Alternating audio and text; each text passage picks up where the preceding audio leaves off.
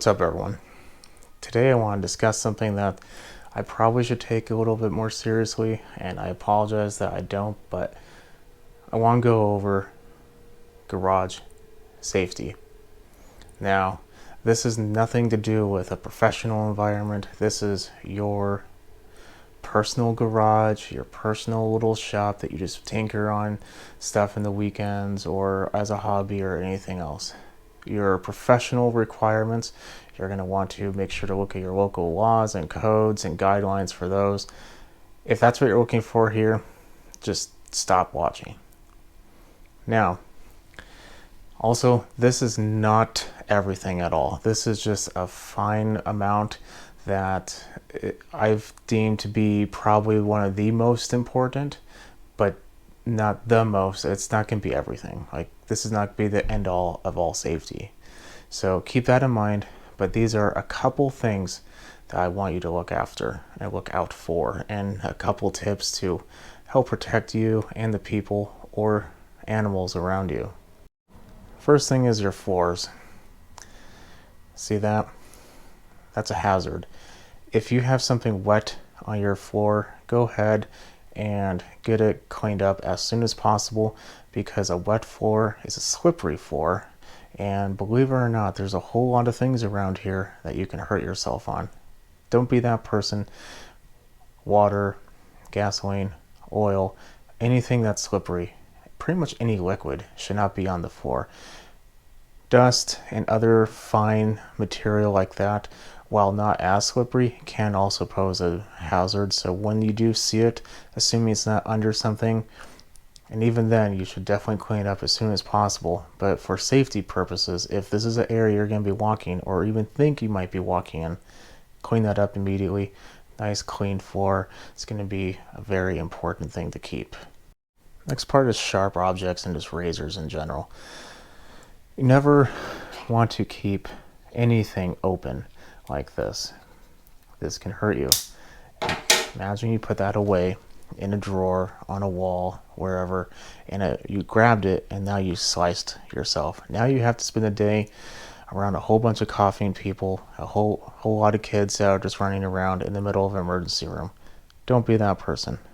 Close your blades, keep sharp objects in a safe, preferred manner of keeping them away from anything that can be damaged, such as yourself.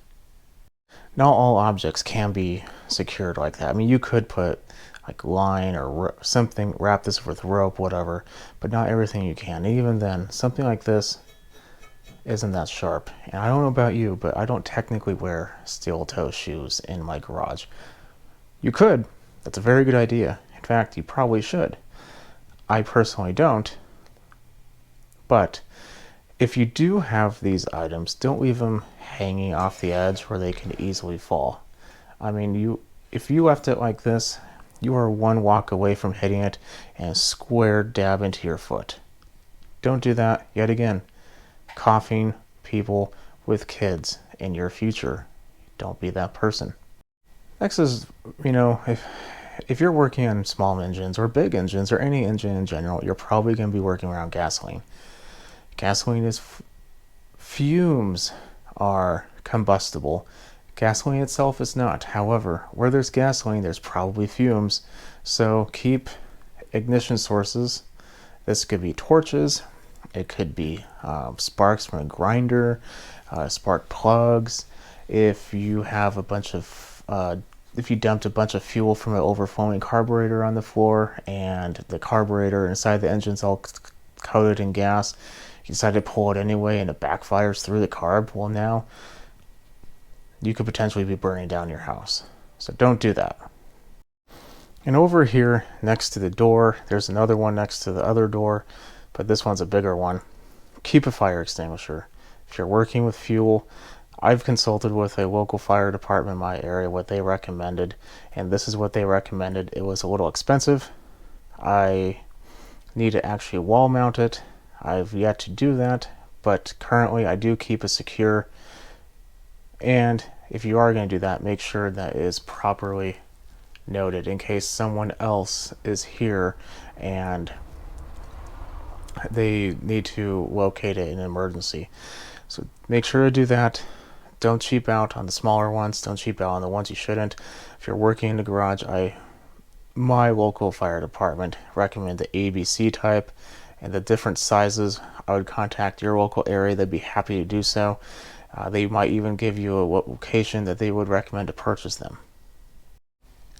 Next is eye protection and ear protection. I generally wear eye protection when I'm in the garage, unless I'm doing pretty much nothing in there.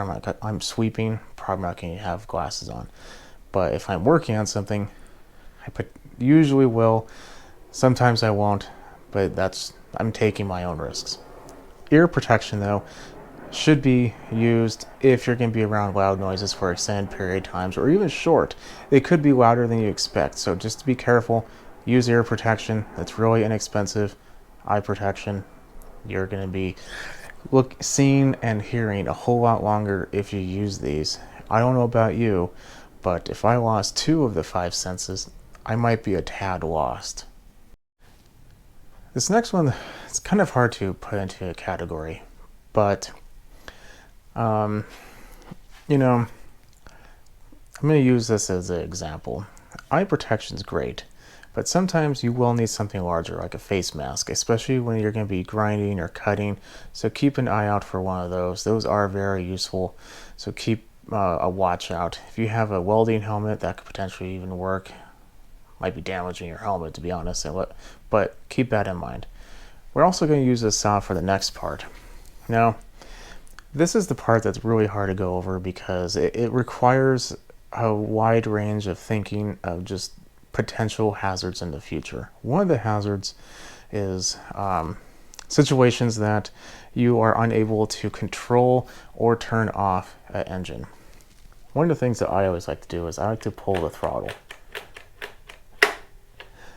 If it's on a generator or a lawnmower or something, I like to move the throttle, the governor arm. Is it frozen? If it's frozen, stop. Don't try starting it up, especially if there's fuel in there, because you never know. It might actually start and you have an uncontrolled engine, which will only be worse if somehow it couldn't be turned off. That problem gets exponentially worse the bigger the equipment gets, because usually you have heavy parts. It's going to be more likely or not going to be motorized. You're going to be moving or propelled. I guess it would be motorized, but propelled. So maybe you can't stop, and you never know. Having said that, always make sure that your kill is working. That one's a little hard, but just look at it. Make sure it at least looks like it's going to run. And if you're unable to be 100% sure, then at least make sure that you have the ability to pull the plug boot off the spark plug. Doing that, you'll protect yourself and you don't have to worry about it.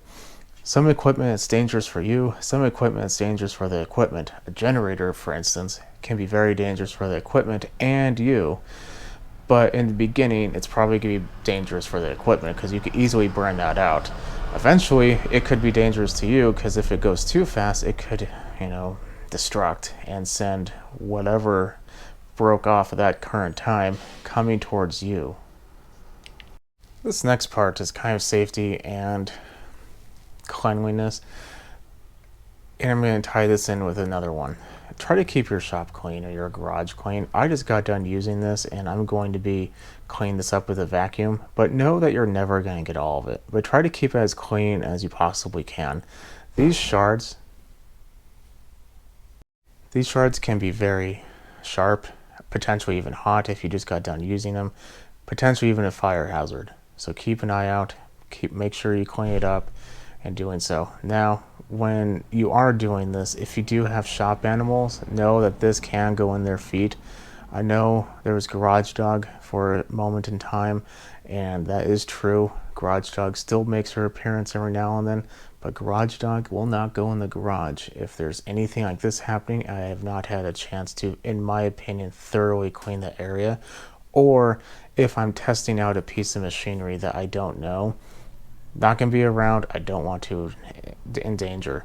Now, if you have garage kids, that's a completely different story as well. They should never have to go through that, obviously. But just know other living things around you may or may not know that you just got done working and may not know to look. They should, but may not know to look. This next part is kind of a hard to place one as well, so I'm just going to go over it. When using tools, you have a potential of hurting yourself if you don't use them correctly. I can't tell you how many times, and you probably will, or already have, probably both, hit your hand, knuckles. I recently just got done with a hand injury because of something that I overlooked. So keep an eye out for that type of thing. Know that if you're applying force to here to break something loose, it very well might do that. It could break loose. So if your hand is in an area that, if it breaks loose, is going to hit and then break, then realize it's going to happen. Something I like to do is, if you are going to do this, think about it. If you're going to break something loose like so, and next thing you know, wham, I probably broke my pinky, or potentially even a couple fingers in my hand. But if I can put my palm in my hand, my fingers can generally stop. You can still hurt your fingers, don't get me wrong, but I find it a lot easier to do stuff like that. Obviously you can't, so that's why I'm a big fan of using tools like this, because it just saves me from the possibility of hurting myself. They're not always the best option, but they are an option that will help save yourself from unnecessary injury. If you have a welder or anything in the shop that potentially could leak, or if you're using it or anything, know that, especially like for instance, this is 75-25, that one's 100% argon. Know that the argon in these is lower. So if you are in an enclosed space, I know you don't want to weld in the wind, but if you're in an enclosed space and you do this for an extended period of time, realize that you are displacing air with argon, and eventually, unless you breathe argon, you are going to be inhaling some of it. And if you inhale enough of it and you displace enough oxygen in your room, granted, you would have to be doing this for a really long time or be backfilling or whatever, but if you are working on something like that, know that that is a possibility. Ventilation, cannot stress it enough. And over there is my next one. See that extension cord? Wonder what that's going to?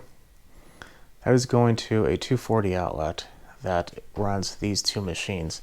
Know the limitation of your power. That will never run anything. That's not connected to my dryer. That's not connected to a heater. It's not connected to a water heater. It's not connected to anything. I'm only ever going to use one machine at a time, and that outlet is designed for that. Don't overdo your electrical system, otherwise, yet again, good possibility of fire. Kind of getting the fire thing going on here, huh? Fire is a big caution or a big issue when it comes to garage work. Now, this is also more of a welding thing, but if you are going to be doing stuff like that, make sure you have a good helmet, good gloves, and if you need to, good clothing. Well, you should always have good clothing, but clothing to protect your skin. If it's summer, wear arm covers and pants. Don't be that person. Yet again, coughing people with kids in the emergency room. Don't be that person. Kind of going with the fire and the argon and everything is ventilation. If you notice, whenever I'm pretty much in here working on anything, the door's open. I left it open a little bit because now it's just going to be quiet. But if I'm working on something, the door is open. If the engine's running, I'm running it by the door. You can buy CO detectors. In fact, you probably already have some in your house if you have anything that runs on natural gas. Next time you're replacing them, buy one for the garage. And if you haven't already, if you have no need to replace them anytime soon, go get one for the garage anyway. Put it where you are going to be. That way you know if you are around an area of high concentration of CO2. You don't need to have that around you. So by having those meters and proper ventilation, which also includes fans. This is one of two I have, and I use it whenever the engine is run for pretty much any period of time to help push air towards the garage door. So like I said, This is a real brief list of general things. I brought up one technique of the wrench, but I didn't want this video to be about technique on how to use tools and protect yourself like that. That was mainly for the fact that if you're going to be using tools, try to be a little bit more mindful of the outcome that could happen. So keep that in mind. There's 1,000 tips and tricks out there. Try to learn them all if you can, but that's not going to be this video. This video was general garage tips, and there's going to be more. There are more. There's probably 1,001 more out there, but these are the important ones to help protect you, to make sure that your environment is safe, to make sure that you are safe, and make sure you don't burn your house down. Because probably a little bit worse than sitting in the hospital is sitting outside with the fire department knocking or spraying your house down because you didn't take a precaution that you know you should have but never did. Stop, take these precautions. Don't hurt yourself, don't hurt the people around you, especially if you're in your own garage. How bad would you feel if you burned down your family's house because you didn't pay attention? Keep that in mind next time.